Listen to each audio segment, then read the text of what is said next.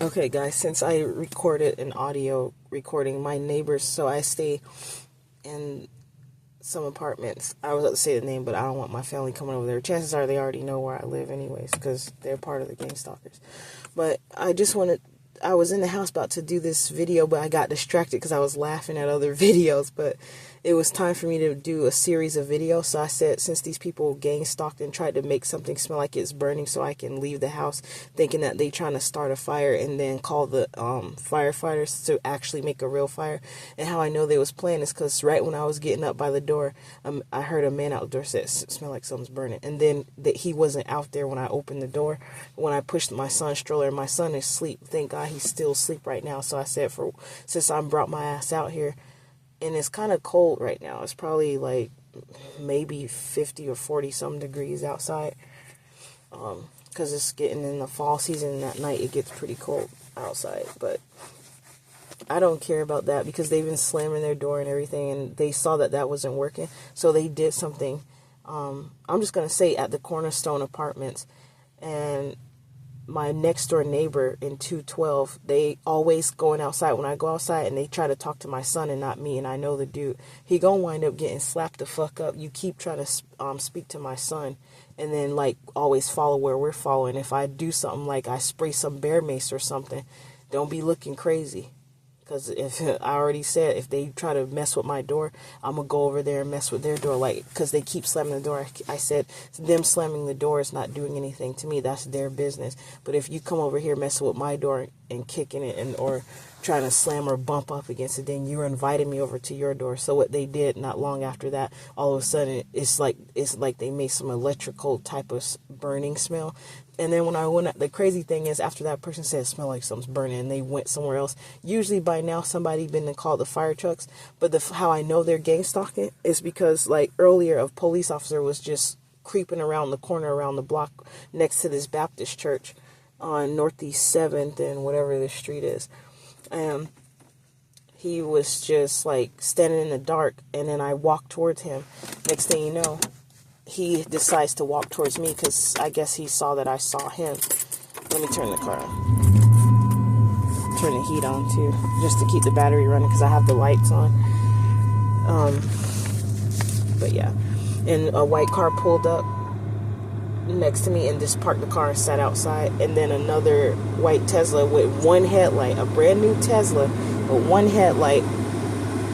I don't even care. I put my hand up like, girl, please, go ahead and go on. That's the way I did it. Let me put it on low because I don't want it to be too high where you guys can't.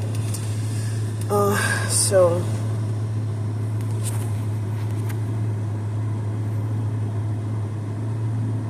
I'm going to turn the Bluetooth off just in case you try to switch to the car.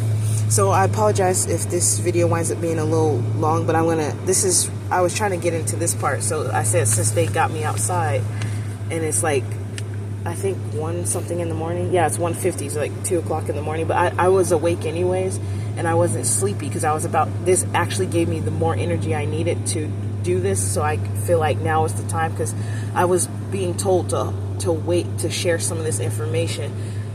I was guided to wait to share some of this information. I guess this dude in the white Honda Elantra decided to pull up and park next to me. I don't give a fuck about you guys' tactics because I'm in kill mode right now. So the slightest thing you do to think you're trying to like manipulate or try to scare me is going to backfire on you. I'm just telling you that right now. I even grabbed the cleaver when the skinny anorexic police, because I don't know if it was a security or a guy dressed up as a police, because they be doing all kind of stuff like what they just did. Like when I went outside, I heard the sirens all of a sudden, like the firefighters in the background, like, woo! But they never came over here to this block. That's how I know they were gang stalking. And I was like, okay, I'll give y'all that one. You got me on that one. I got out of there because I had my son in there. Like if I was real sleepy and tired, it had this burning smell that I couldn't ignore. So I said, you know what, let me just get up out of here because I know these people be playing. What if they try to make an actual fire and then call the firefighters and be like, oh, she didn't come out her house this time. She thought we were playing. But yes, every time you hear a fire alarm, you need to get out the house. So before they do that kind of mess, I just took my tail on outside and got everything I needed just in case. And then that brought me back to how this situation happened when I was sent to the psychiatric hospital called Unity. So I got this paper, and it says that they sent with me. It says reasons holds are placed on people. Oregon revised statute, this number that you see, allows a hold to be placed on an allegedly mentally ill person when the person is dangerous to self or others. Well, they meant to put or others instead of others. For example, suicidal or homicidal threats or attempts, and is in immediate need of care, custody, or treatment for mental illness. A person placed on a hospital hold is informed of his or her civil rights by a staff member or physician of the hospital. These civil rights are reviewed with the patient by the treating physician and staff when necessary to ensure that he or she reasonably understands them. And then it says notification of hold to the circuit court. After a hold has been placed, a legal form called a notification of mental illness is immediately filed with the county circuit court. In this way, the community mental health program director is alerted to the need for conducting an investigation. And so I'm basically reading that little piece right there to show you guys that they don't even have to have a court order to put you in the freaking psychiatric hospital. They can just make a decision on their own. They can lie and be like, this person seemed like we saw them walking down the street, such and such, this and that happened, so we decided to put a mental hold on them. I mean, a hospital hold, or whatever they call it. Yeah, hospital hold. And I was like, what the freak they talk about, so they gonna put a hold on me? They already put a hold on me, trying to stop and block all kind of stuff from happening in my life. So, like this Honda Elantra that's just parked over here. Let me let the window down and get him. Because they got it's just a white guy sitting in the car, but he just pulled up and turned the lights off and parked and sat right there for some reason. But, and from over there across the street, there was a Tesla coming out of there, people from working, I guess, cleaning that bank over there. They came out, and one had one headlight on the driver's side lit, but the other light was out. But I was like, y'all be gay stuff like the mug, but don't worry, because it's counting against you. And now I got the energy I need so that I can make sure I get this done tonight and post this stuff. So this is going to be a shorter version, but I did want to show you guys. Let's see. Okay, so on this piece of paper here, it's an ongoing safety plan I have here, but I'm like, so you can see it, ongoing safety plan. Look, the camera's not, but that's okay because I'm about to read it to you guys. It's because I was trying to protect something here. Anyways, I'm glad it did that. So, anyways, it says safety threats on this safety plan here. It says one or both parents or caregivers' behavior is impulsive, or they cannot control their behavior. A situation, attitudes, and or behavior is such that one or both parents or caregivers lack parenting knowledge, skills, and motivation necessary to assure a child's safety.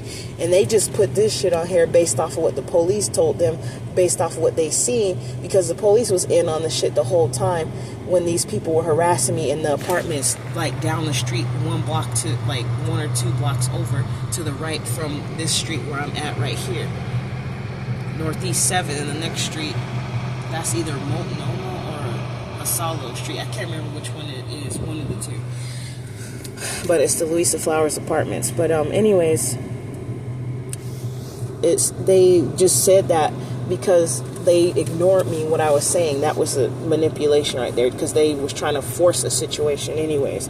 And then the description of safety threats. This is the part I really want to get at. It says the mother, Miss Genevia Bryant, experiences chronic mental health symptoms that, when unmanaged, distort Miss Bryant's perception of reality, causing her to behave in erratic and dangerous ways in an effort to protect herself and her child from perceived threats.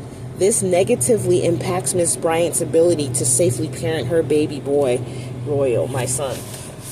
So the thing is, you see that wordplay they're doing? That's another form of spell work that they do to try to manipulate and create the outcomes that they're trying to achieve when they basically are trying to, I was about to say tarnish your character, but like paint a picture, create a narrative of your character or your behavior so that you fit into their box that they try to put you in, so that they could you put you through their little hoops to jump and get you part of their programs. It's like they force you to play their freaking game, if you guys see where I'm going with this, because none of this is true based on the stuff that I completed and did, as especially being one of the only parents in 20 years to do all the work I did to get my son back according to what they said. And so I guess they were upset at that achievement, so they tried to force me to go back through it again. And the only reason I'm telling my story is because I know that this is and has happened to other people, and I'm shining a light on it so other people out there in the world can know what these people in the government are doing and how they work with your neighbors that already are haters of you. They stay where you stay at, but they hating on you. And I can see why, though, because I'm being like, these people are miserable. I can see it very clearly. The neighbors that stay across from me in apartment 212 that walk with their little pit bull because they're insecure, like somebody told me. That's why they be walking with their dogs. Every person that's harassed me so far is somebody that has a dog. And one of the individuals is a military man who knew the other military dude who said he's government and that the government's paying him to do what he was doing. He came in my face repeating stuff to me that I talk about in private.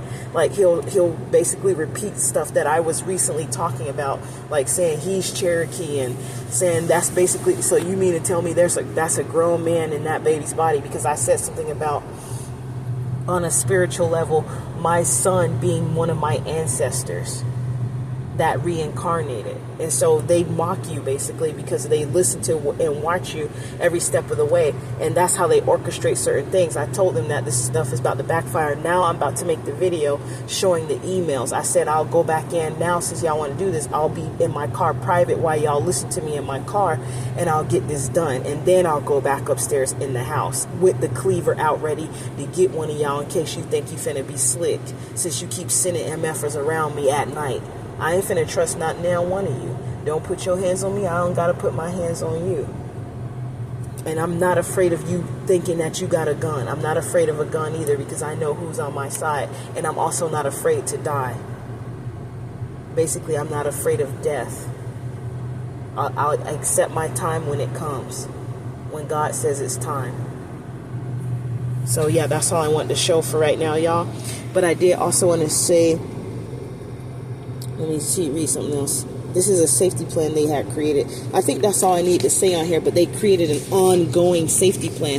So they lied. They put something on this paperwork documentation without my permission or without letting me see it. They put whatever they felt like they wanted to put.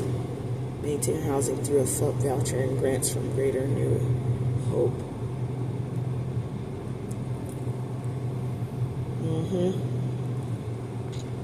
It's funny because some of the stuff, the in-home safety plan criteria, from some of the stuff that I see that they wrote on here, it kind of contradicts the whole thing already itself, because I'm like, oh, it's basically showing that I'm cooperating and there's no barriers to me allowing them to come in the home.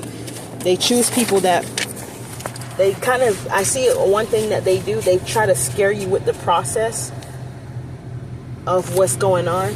Because you never been through it before, you don't know what these people are trying to take you through, and they make it seem like it's a professional thing, like they're really trying to help you, but all they're doing is hurting you and using you and manipulating you. That's all they're doing. So yeah, I'm gonna stop right there, and hopefully this helps y'all. I think I covered everything I need to say in here. That's it. Talk to you later.